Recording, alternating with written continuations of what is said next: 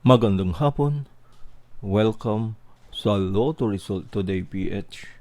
Narito ang mga resulta para sa 5 p.m. draw, December 15, 2025. Para sa resulta ng 2D Lotto, 2 at 16.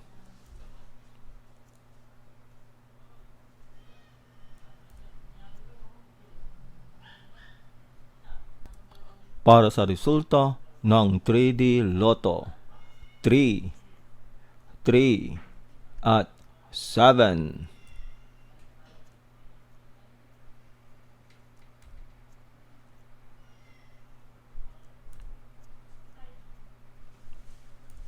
At yan ang mga resulta ngayong 5 p.m. draw.